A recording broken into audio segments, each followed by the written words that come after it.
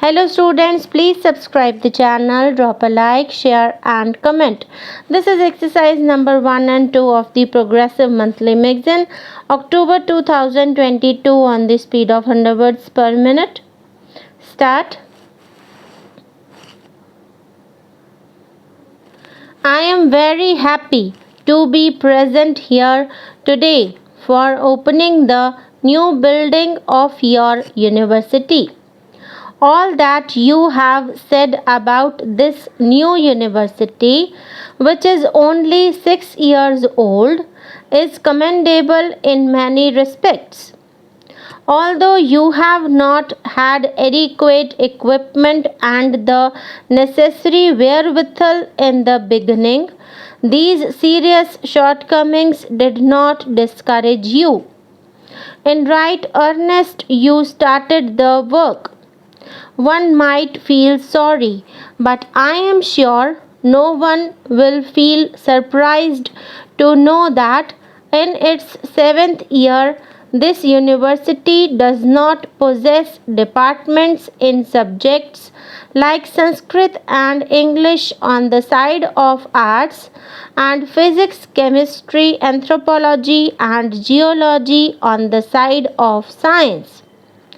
I need not say much about the importance of the Sanskrit language, which, besides having its own vast treasure house of knowledge, is the mother of the present day Indian languages of the North.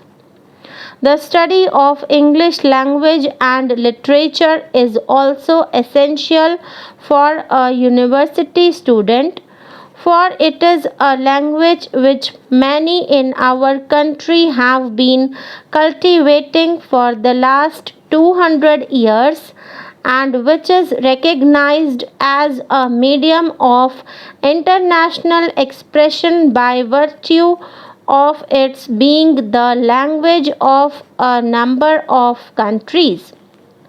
Equally important is the study of chemistry and physics, which are in a way the basic sciences which go to form the foundations of all technical and scientific knowledge. As for anthropology and geology, these two subjects have special significance for your state. Inhabited as your state is by a number of tribal people speaking different tongues and having different customs, and possibly belonging to different ethnic groups, no other state in India provides such favorable conditions and opportunities for the study of anthropology as yours. In respect of geology also, I feel that its study should have special importance for the University of Guwahati for the benefit of not only Assam but the whole country. Assam is so rich in mineral wealth which is yet to be tapped. And so far as the production of oil goes, your state has its virtual monopoly in India. I am glad you have not been discouraged by these shortcomings, but you are endeavoring to create department in these subjects as early as possible. I have not the least doubt that the government of India will on their part do all that is possible to enable you to do so.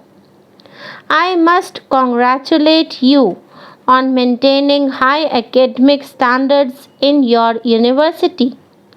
It has been said in certain quarters that for the last few years some of our universities have relaxed their standards.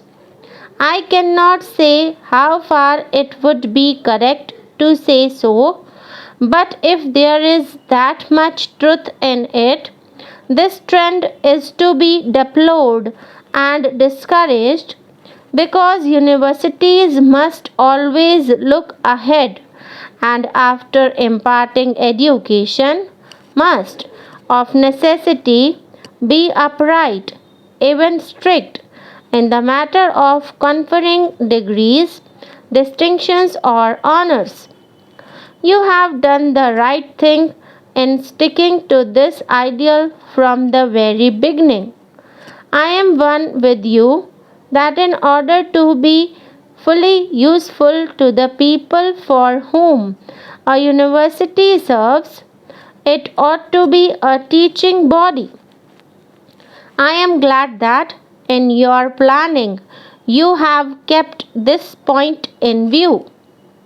I hope the building for which you have been good enough to invite me to open today marks the beginning of your undertaking in that direction. Apart from imparting education, which is after all the real aim of a university, it will also help you to coordinate and centralize your academic activities. What has particularly pleased me in the Vice Chancellor's address is his reference to the fact that your university is likely to provide a great meeting place for the different racial and linguistic groups inhabiting Assam. My own view is that a university, besides being a seat of learning, should also be a center of real cultural activity.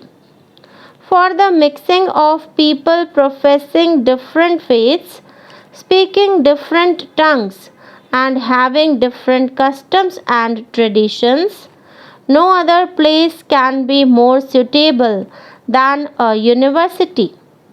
This is because a university is singularly free from any kind of bias and the din and turmoil of politics.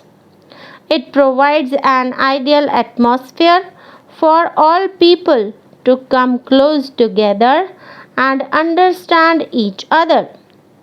I need hardly point out that you will be rendering a great service not only to your state but to the whole of India if you keep this objective before you.